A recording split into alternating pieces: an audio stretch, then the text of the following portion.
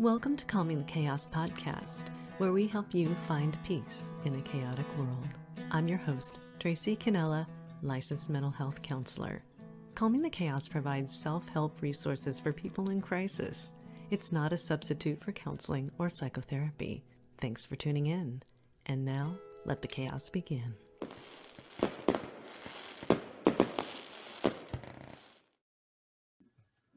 September of 2023 was Suicide Prevention and Awareness Month, and now it's October, and I have to wonder, have we forgotten about the importance of suicide prevention and awareness?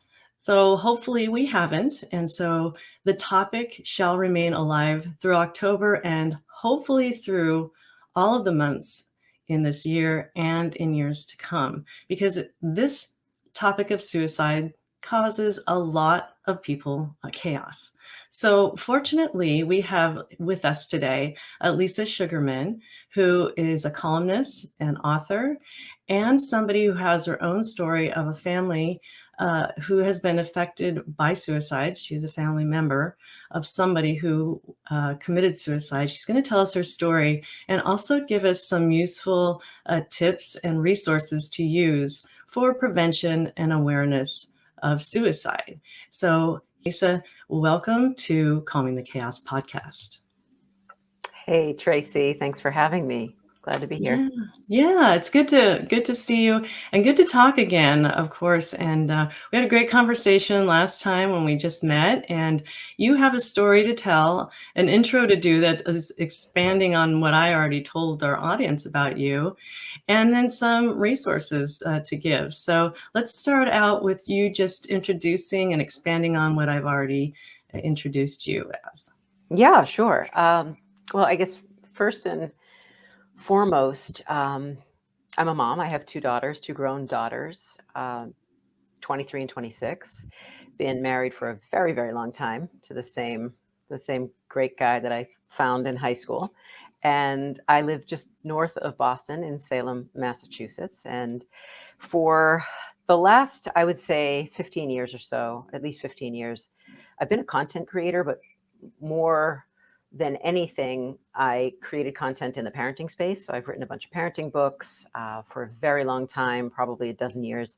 I've written, it's really a kind of a humor column, opinion column, and a lot of the focus has been work-life balance and family and parenting. And little by little, I ended up kind of shifting my focus because about 10 years ago, I found out that my father, who I lost when I was 10 years old and thought had died of a heart attack, I found out that he had actually taken his life.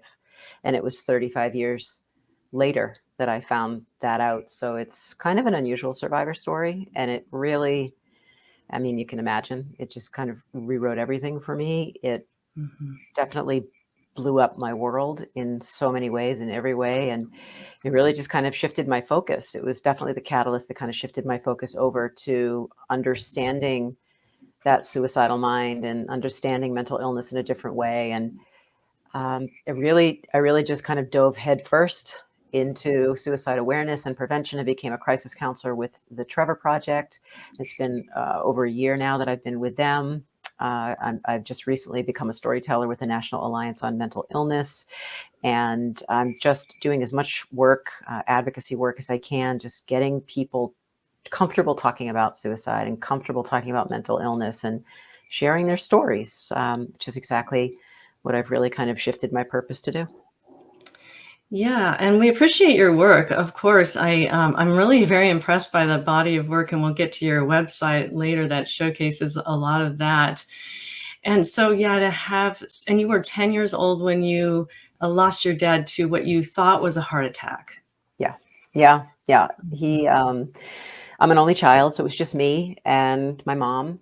My mom was 40 at the time, and it was completely out of the blue. No one had any idea whatsoever that my dad had been struggling, was battling any kind of mental illness, had any kind of depression. And it just made it difficult because there were no signs. And, you know, as I talk a lot about when I do talk to people about this, people who are struggling with mental illness can get really, really good at hiding their mental illness. And kind of having this dual persona, the outward facing version of themselves that the world interacts with. And then they have that part of themselves that, that they can't control, that is ill and that can't manage. And that's the one often that just kind of overtakes them. But that outer facade is kind of the thing that makes it tough for people outside to know what's going on the inside. Yeah, so when you found out as an adult that your dad had taken his life by suicide, Mm. first off, how did you find that out? And secondly, were you able to ever understand what it was that made him do that? So the way that I found out, I guess you have to go back all the way back to when my dad originally, when he passed away. It was only a couple weeks after my birthday. I was at day camp. I came home from camp on the bus in the end of the day, and my street was lined with cars, and they were all family member cars. I could see from the bus that they were all family member cars, and I really had this gut feeling that they were doing some kind of a surprise birthday party for me because it was so close to my birthday. And I walked out off the bus, and my mom was there and smiling and happy. But instead of taking me to our house, she walked me away from our house. And I had absolutely no reason to even question where my dad was. It was kind of late in the day, but not when he would be home. And for some strange reason, something just didn't feel right. And I asked where he was. And my mom said, immediately, she said he had a heart attack. And my first instinct was, we have to go to him. Like, we have to go to him right now. And she said, we can't go to him. Daddy passed away. And she felt in that moment, and I'm so grateful to my mom for this, even all these years later, I'm so grateful. She decided in that moment that just the grief attached to me losing my dad was enough. It was more than any 10-year-old child should ever have to deal with, but it was certainly not something she wanted to layer a suicide on top of. So she chose to, give me a different narrative. And that was the narrative that I had. And then I found out 35 years later when I was just out randomly in our hometown. My husband and I were just out eating at a little outdoor cafe. And I bumped into a cousin who we were just catching up and just chatting. And we hadn't seen each other for a while. And out of the blue, out of absolutely nowhere, she asked me if our kids had been experiencing any of the same mental illness or depression that my dad had experienced. And it was just one of those moments, like, I had no idea, Tracy, what the hell she was talking about. And I'm kind of looking at my husband, Dave, across the table, and he's looking at me like, what is she even talking about? And so I didn't really question her about it. And I kind of tucked it away and talked about it with my mom shortly after that. And I had never had any hunch that my dad had any issues, had any depression. And even in questioning my mom, when I asked her, she said yes immediately, never hesitated. And then before I even knew I was asking the question, I asked her if he had taken his life, and she said yes. And that's how I learned the truth. You deduced it yourself. Oh, Yeah, I don't know.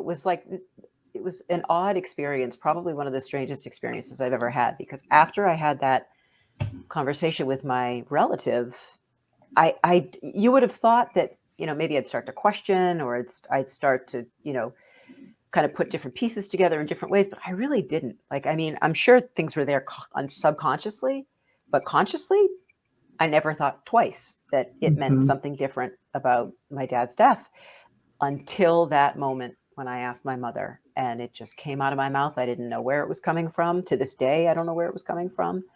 And that's how I found out, and she acknowledged it. And then it was just kind of being thrown back into that grieving period all over again, from like day one, minute one, all over again, different circumstance. And now I'm a mom. Now I'm a mom with, teenage kids, and I'm married. And it was definitely, it just threw me upside down. It tore me apart. So, yeah. So really struggling with the loss twice when you think about it, and as a little girl, and then as an adult, having to do that grieving all over again. And I just have to say that, it would be so hard to have any parent die at all I remember when I was in 4th grade, a classmate of mine lost her mother, and I was just trying to wrap my brain around how is she even surviving without her Yeah. parent, you know? She had Hmm. another one left, but how would that ever be the same? And you were around that age, right? It was the Yeah. same age, right? I had just turned 10 years old, and, Yeah. you don't think of it in these terms when you're a kid. You don't think, well, if anything happens to my parents, you just don't think in those terms unless you're someone who's had some kind of a traumatic experience. But I hadn't. I was just a normal kid growing up in a normal little town, and I had no experience with anyone close to me dying, or anybody like kind of on the periphery of my life dying. Mhm. Actually, ironically, I my first experience, real like sort of immediate family experience with death was a year before my dad died. So that isn't entirely true that I didn't have any experience. I did, because my cousin took his life. He was 18 years old. He lived around the corner from me and up the street, and he took his life. He had been very, very, very troubled and mentally ill forever. And Mm. he ended his life when he was 18 years old. And he was about, he was probably 9 or 10 years older than I was at the time. And my parents were very transparent with me about that. There were not details that they told me as much as just kind of the context of his death, which was that he had taken his own life. And they did it in a way that it was age appropriate, but you can't get your mind around losing your cousin, let alone losing your cousin because your cousin took his own life. So, that was kind of Wow. circulating in my world, and had, had impacted me in some ways. But you're not thinking about losing your parents when you're 10 years old. And I Mhm. was, I mean, to this day, it's like, I'm acutely aware, and I've always been acutely aware that, I have one parent, and I'm very lucky, very, knock on wood, very, very lucky that not only do I have my mom, but I'm with her all the time. She's just an unbelievable force of nature. And, Mhm. but you can't help it, can't help but go down the rabbit hole every once in a while. I'm just trying to wrap my brain around the whole, like, 9-year-old with an 18-year-old cousin who committed Yeah. suicide. I don't even think I knew what suicide was when I was 9. Yeah. And then to be a year later, to have lost a dad, that's quite a bit to unpack and to experience when you're that Mm-hmm. young, for Mm-hmm. sure. So I have to say I'm sorry for your losses. Thank That you. is I a appreciate lot that. for a little girl and a grown woman to go through. And I just have to ask too about the cousin. Was that cousin related to the cousin that later asked you about, do your No, own kids? Okay, so no, no, that's no. no, that's interesting. You're the very first person who's ever asked me that question, and it's a great question. But no, the answer is they were on two opposite sides of the Of family. the But family. yeah, but Wow. there was a ton of mental illness. What's come out since learning about my dad's suicide is that there's a tremendous amount of mental illness on my father's side of the family.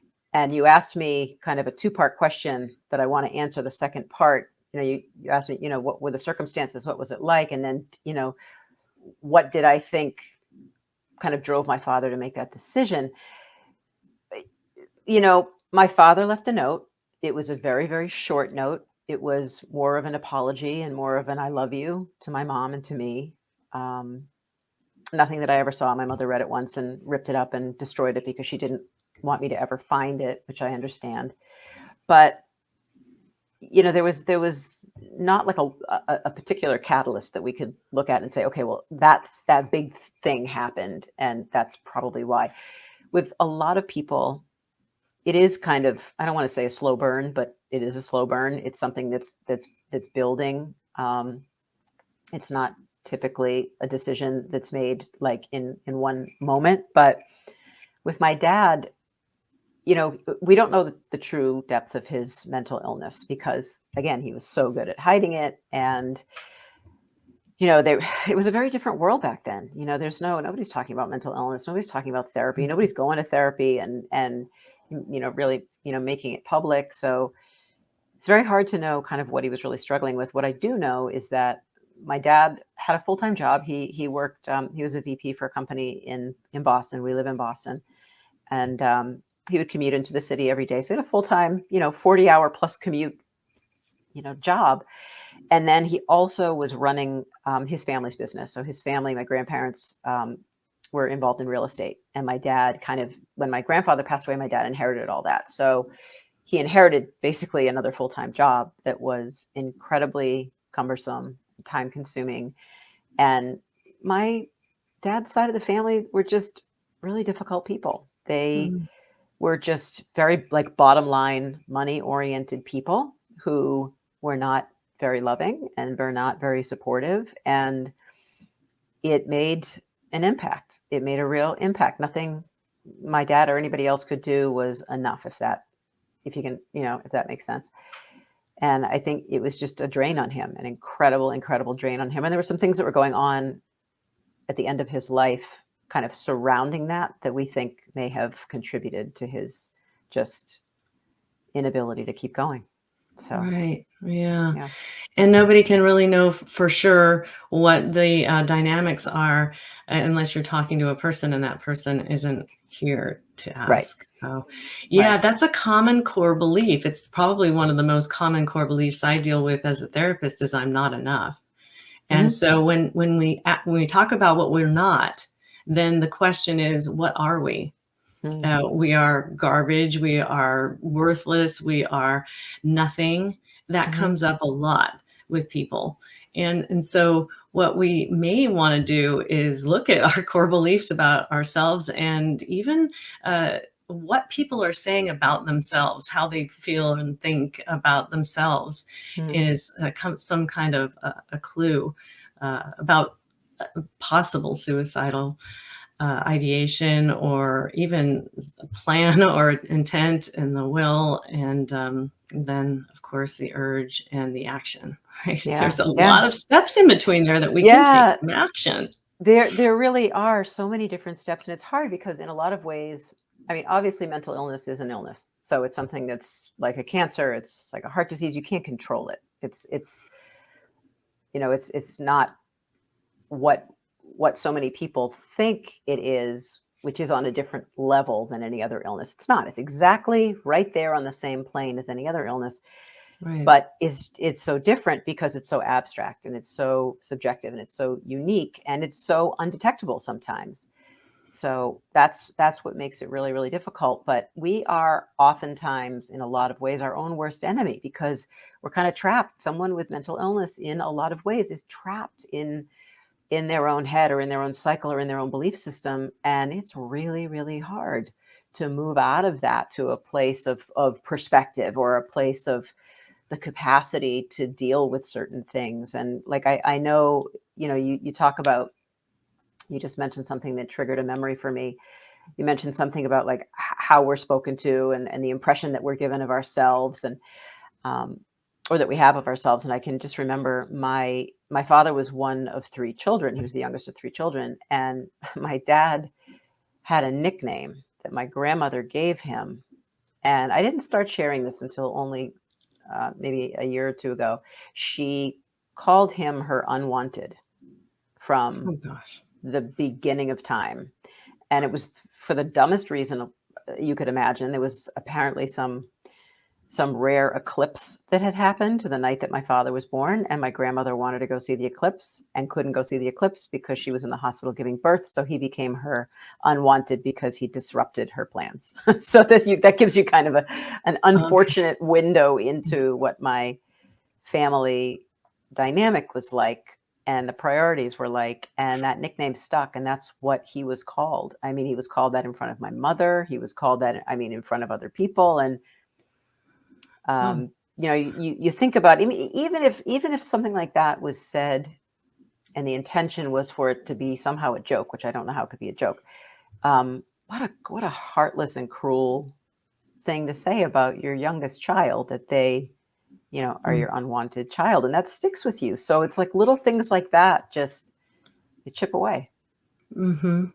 Yeah, yeah. So words matter, and words Yeah. that we tell our children really matter because they're in this hypnotic, actually, their brains are in a hypnotic state. And so it's Mm, really easy for children under the age of like 12 or 13 to be hypnotized into believing something that is actually not really the truth. mhm. Your dad was wanted, just not on that day, apparently. Right, right. But I'm sure kids around the world are being told different stories, like you're a mistake or you were an accident, Mhm. sort of a thing. I know that that certainly happened in my family, as far as I wasn't unwanted, but I definitely wasn't planned, Yeah. and so that stuff sticks with you. And Mhm. so this is why we have counselors like me and counselors, crisis counselors like you, Mm, to help out with that. So I guess what I want to go into is how we might be more aware about preventing a suicide. Ironically enough, this is October is National Domestic Violence Prevention Month. I think mhm. it's DV Action Month, and Mhm. their actual let me see if I can bring it up here. Their actual hashtag here is hashtag Ah, everyone okay. knows someone. Mhm. And suicide technically is, it falls into that domestic violence category because it is against yourself and it is against the family. Mhm. So I guess we could probably fit it in there. But I do also like the idea of being able to keep prevention of suicide in our minds all year, Mm. every year, right? That That's should I be the mean, hashtag. that's that yeah, well, 365, Mhm, that's what we should be doing, and it's hard because there's always this, this big push leading up to the month of September, and, all this talk and, all of these resources that we're, kind of inundated with, which is wonderful, which is so necessary. But then, like everything, it's like Pride Month. We should be celebrating Pride 12 months a year. We should be having these other conversations 12 months a year. And it's hard because it kind of ebbs and flows, and it dips off our radar. But I think that the one the one way that I personally have found and that I continue to use as a way of amplifying the voices that we need to be listening to is just to keep talking, just to keep mhm, having the conversations, to be open, to share your stories. It's why I just got trained with the National Alliance on Mental Illness to be one of their storytellers, to go around the state of Massachusetts, which is where I live, and to have conversations with people and to share the story of my dad. And in doing that, it's it's a way of connecting with people. It's a bridge that connects people with a community that's there for them and other people who have experienced something like what they've experienced. It's a safe place, and they're hard, really super hard conversations to have, but they're such necessary conversations mhm, because the more that we have them, the more that we chip away at that stigma, and we get to dilute that stigma so it's not as impactful anymore. It doesn't hold us back from either talking about things we need to talk about or getting help that we need to get. So that's mhm. what I think is like the number one way to just kind of keep the momentum going. Yeah, and talk about it and Mm. continue to talk about it. And if Hmm. anybody out there in the audience is not familiar with National Association or Alliance, is it It's National Alliance. It's the Alliance. Alliance for Yes. Mental Illness, NAMI, I just know it as NAMI. NAMI. They have so many free resources and Hmm. groups, and they're Hmm. in every state, I believe. I know they're here Yep. in Washington State, and Hmm. they're just a wonderful organization. I'm so happy to know that you're connected with them and one of their storytellers. How neat. Yeah. Yeah, Yeah. I feel incredibly, incredibly grateful to be working with them. They're, a grassroots organization, and I personally, obviously I love any organization that's going to, promote resources and support you know, for any issue, especially an issue of this type. But there's something about a grassroots movement that just Mhm, gets directly to the people who are impacted by whatever challenge it is. And it's the people typically who are either survivors of that or champions of that, who are the ones providing the help. So it's just I think it's just a great way to reach people, a great organization. And there are so many. I mean, I'm trying to do more work with the American Foundation for Suicide Prevention. We have a Mhm. chapter here in Boston that's very active. I'm doing the Out of the Darkness Walk with them at the end of this month in a couple of weeks to support suicide prevention and resources. There's the Samaritans organization, and there are just so many organizations out there now who are providing that kind of free and accessible support. Mhm. I might also add that in the state of Washington, anyway, in order to keep my license as a counselor, we are required to do, I believe it's 8 CEUs, continuing education units Mm, on suicide awareness and prevention. And so, in order to keep our license, we do need to have part of our continuing education credits dedicated to that. And so, yeah, there are some signs that you can look for as mhm. far as people. I think the number one thing is going to be depression and Yeah. low self-esteem. People who are Hmm. talking very negatively about themselves or talking about lack of purpose, lack of meaning. Yeah. I don't do anything. I'm worthless. Mm, You really need to be paying attention to the language that people are talking about in regards to themselves. And mhm. um, and then you want to also look for if they suddenly change their mood and they're a Mm. little bit more happy or purposeful, because they could have a plan and they could be happy about that plan. Yeah. So Yeah. that goes back to what you said about talk to your friends, talk to your family members, just noticing. And I think people are, by nature, we're self-centered. We think about ourselves a lot. Yeah, we And do. look outward, look at your neighbors, look at your friends, look at your family, and Hmm. notice and observe if somebody's not calling you or if somebody seems a little different, and start to talk about it a little bit more. And there's all kinds of, I mean, from medication to therapy to Hmm. learning skills to Yeah. self-help books. There's all kinds of resources out there. In fact, we're going to visit your website soon here, and you have an extensive list of resources. I was thinking about stealing some of them from my own website Please. because they Yes. are Take them all. amazing resources. Take them all. Thank you. Yeah, Thank you. I've got a really good group of them all already, but boy, you have some that I don't have. So there you go. Well, I'm glad. I'm happy to share with you and with anybody who may be watching or listening, because there are so many organizations out there. You can reach people by text, you can reach people by phone, you Mhm. can reach people in person. There are support groups everywhere, and like you said, I mean, there are so many different signs and signals that people can put out there or not put out there, and we do have to actively be watching and listening to people, and not just Mhm. talking in a way that we're sharing stories, but we need to be asking questions, periodically checking in on our people, and just giving them the space and that safe place to be able to be vulnerable, because people are afraid. People are afraid of, well, what's the outcome going to be if I really share how I feel? Which is why we have to be paying close attention, because like you said, I mean, people may be acting decidedly different Yeah. from the way that they have before. They might withdraw. You might start to watch someone cancel plans more often. Maybe they're not picking up the phone as often. Maybe they're not answering your messages as often. Maybe they're giving away things that were important to them as a way of kind of, purging themselves.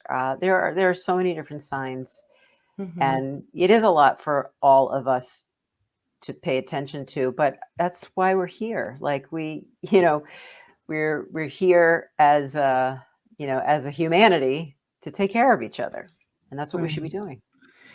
Yeah, community. And Mm, yeah, I also, so I have many clients who come in and they're very hesitant to talk about suicidal ideation.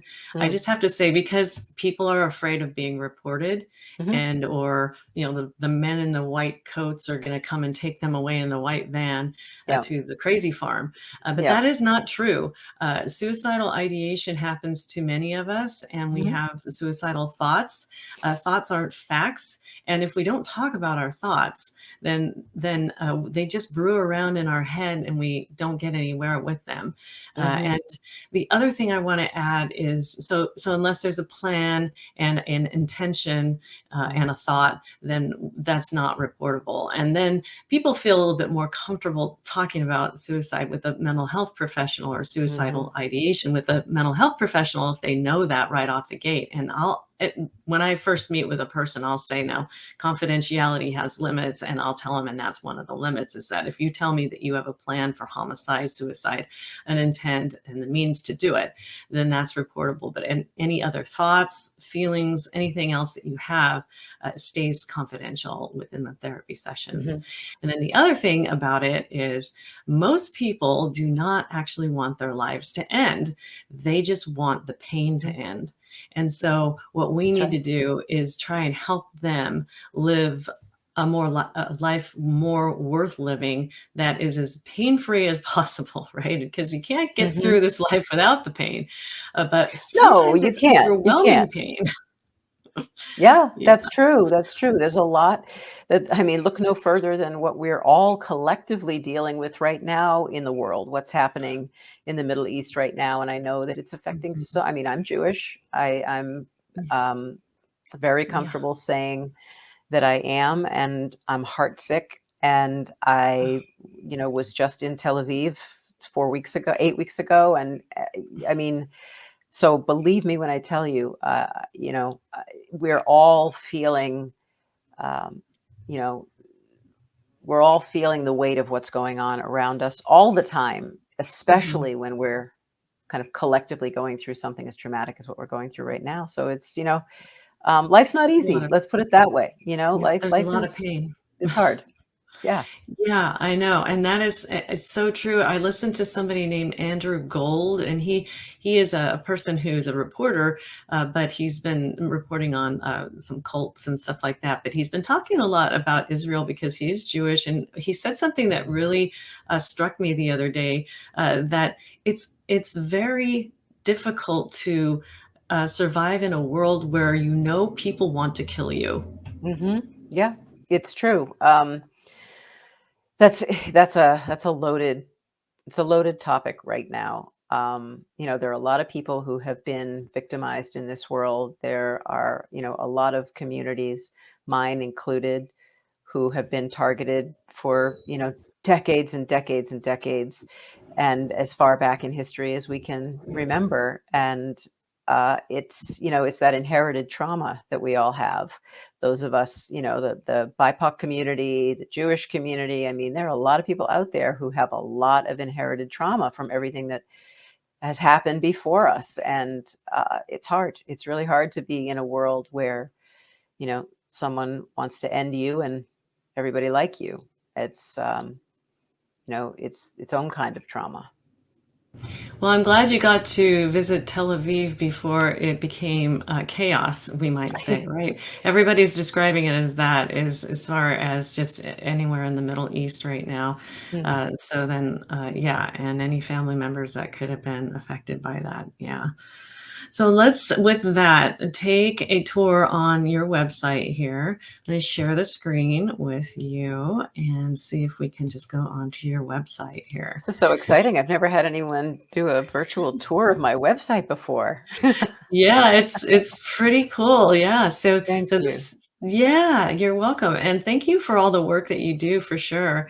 Oh, of course. This is, yeah, of course. So the web address here, I'm just going to put it up on the screen as well, is lisasugarman.com. Mhm. And so you can see it here as we are sharing the screen. And tell us a little bit about how your website works and what we can see on it. Yeah, yeah. Well, I'll tell you that your timing is amazing, Tracy, because I just probably within the last month finished a complete redesign of my website. If you had seen it a month or so ago, it would have looked entirely different because it was focused very much on all of the older content that I've created, all of the parenting content, and I really made kind of the Oh. intentional decision over the summer and into the fall to move completely over into the mental health awareness advocacy and awareness and prevention space. And I really just wanted to create a place, a safe place, where people could find resources and content that could be trusted, that they could, find support through. And I really just decided to kind of retailer my website to be that place, or at least to be one of those places. So I wanted it to be a support system for survivors in particular, because suicide's a really unique, it's a very, very unique experience. It's a very unique kind of grief. I'm also just about to start training with Samaritans to be a grief counselor for one of their safe place groups, which is a support group for those who've been impacted by the grief of suicide. And so I wanted to tailor something that was specific to those people, because there's a lot of us out there and we need help.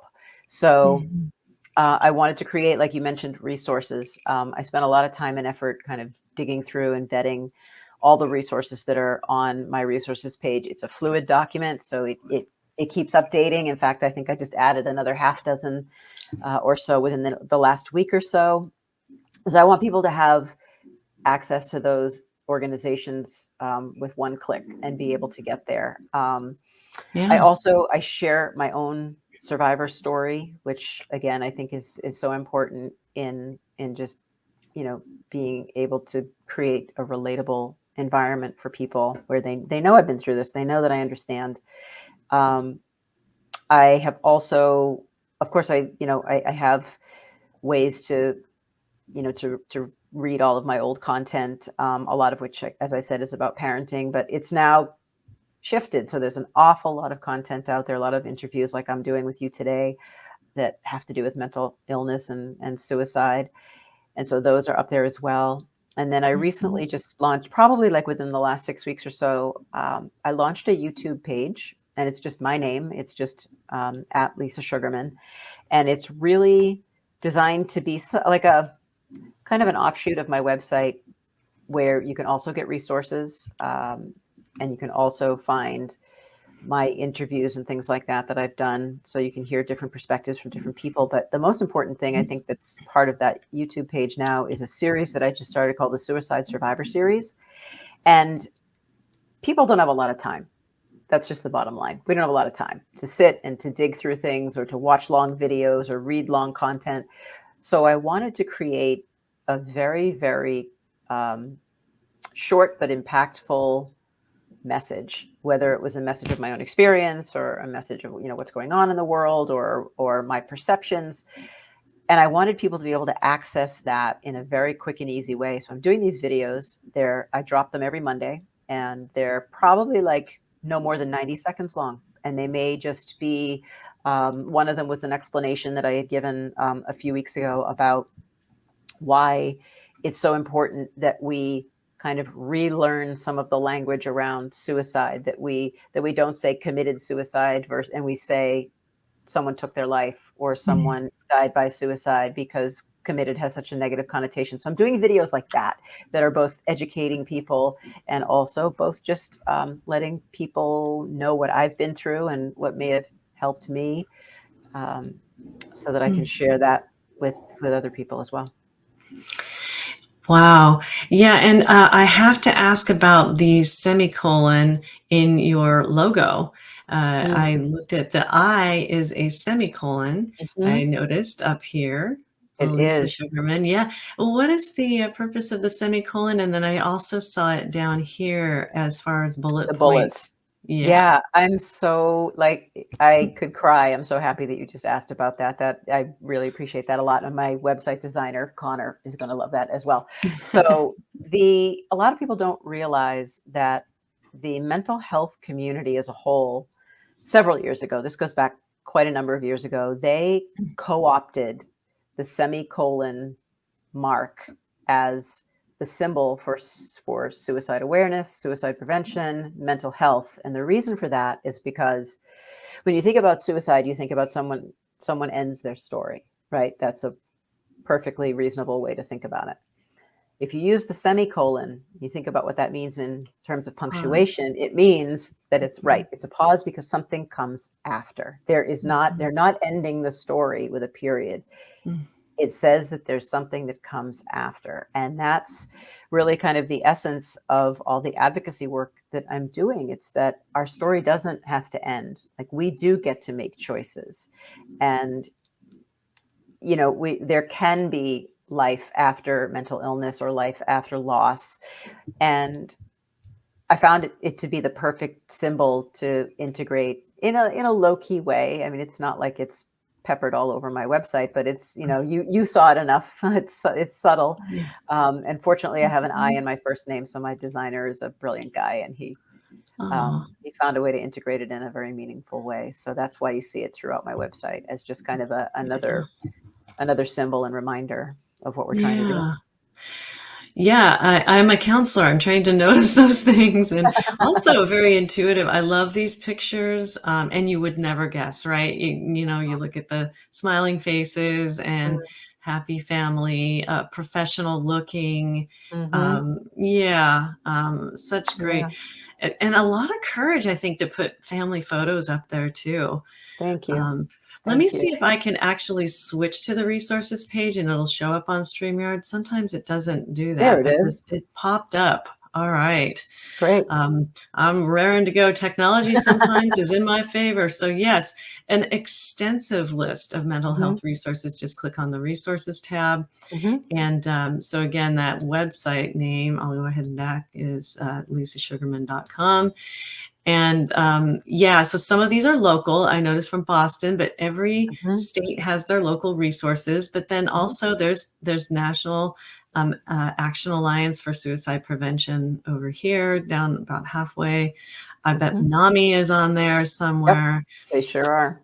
I like this seize the awkward. That's an interesting one I'm going to have to check out. And I could Mhm. probably just be on this resources page all day, checking them out, seeing which ones I'm going to add to my own resource page on my That's website. great. But Yeah, I'll just add it. I've either worked with them or, have been utilizing them myself, or as a crisis counselor have been sharing them for, Mhm. for a very long time now. So they've all been vetted by me, and they're all reputable organizations that are doing incredible work.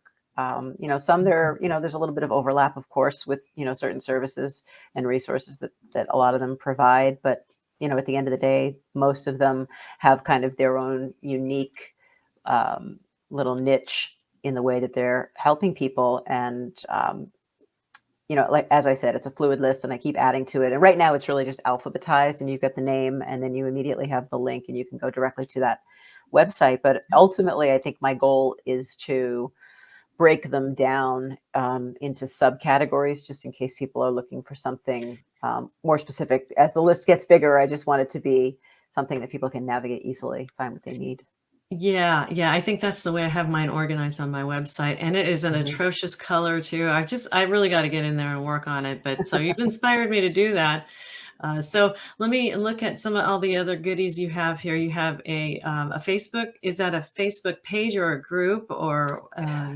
Well, at the moment, it is a Facebook page. It's just a professional page, and ironically, I do moderate a group. It's got a couple of thousand people in it. It's not a specifically a mental health oriented group. It was really something that I started many years ago, several years ago, as a companion to a lot of the parenting content that I was putting out there. So I call it the vomit booth, and it's a place where people can just come and kind of hurl up whatever's Yeah. on their mind or bugging them, or they want to celebrate, and I'll always be there to hold their hair back. And it's a really, really engaged group of people from all over the Mm. world. I don't do an awful lot of publicizing of it. It's been kind of a like a word of mouth, but I have been putting an awful lot more mental health related content on there, and that's just if you go on Facebook and you search the Vomit Booth, I Oh will let boy. you I will let you in. But I actually have been thinking a lot lately in terms of creating more of an online support group, and haven't done anything yet. But Mhm. that may be the next group that I create. Yeah, Yeah. so you're on Facebook. We've looked at YouTube. We'll have all of these in Yep. the show notes as well, but you're Mm, on Instagram, yep. Lisa I am. underscore Sugarman, Mhm. and LinkedIn. So very professional page. Thank And you. so you're all over the place. I am all So there's no I am all over excuse. the place. I'm a little like There's a nomad. there's no excuse not to visit Lisa. And of course, we visited her and really enjoyed having you with us today. Is there any parting words you'd like to give to our audience before we close, Lisa? I think that overall, I would say don't be afraid to be vulnerable. It's a hard thing to do, but once you do it, it allows you to connect with people on such a different level, and it allows you to connect with yourself on a very, Mhm, very different, much more personal level. And especially if you're trying to heal from a trauma, mhm. there's almost no tool better than vulnerability to help you heal. Yeah, and Brene Brown talks about how vulnerability is a strength, Mm, and I would have to say too, yeah, don't be afraid to be vulnerable, because there are safe people out there in the mhm. world. That's one of the reasons why people aren't so aren't so eager to be vulnerable is because there's some people out there that haven't been safe for them, but there are Mhm. safe people there. NAMI is a great place to go Yeah. for, like what you said, just a grassroots organization that really cares for the people. So if Mhm. you want anything that's free and safe, and then so you can talk about it, and some of Lisa's groups too, sound like they could be a real good one. To go to, and maybe another one in the future for you. Who knows? Yeah, Group yeah. wise. I'm only just getting started. Let's put it that way. Okay. Well, wonderful having you here today. Thank you so much for joining us on Calming the Chaos podcast. We appreciate you and the work that you do. Well, thank you, Tracy. I appreciate you right back. And I so appreciate the opportunity just to be here and to get a chance to talk. Yeah, thank you. Thanks for listening to Calming the Chaos podcast. If you found this podcast interesting or helpful, please like, subscribe, and share it with your friends. You can also go to www.calmingthechaospodcast.com to listen to all Calming the Chaos podcast episodes. I look forward to sharing my next podcast episode with you. In the meantime, take care. Howl at the moon or something like that.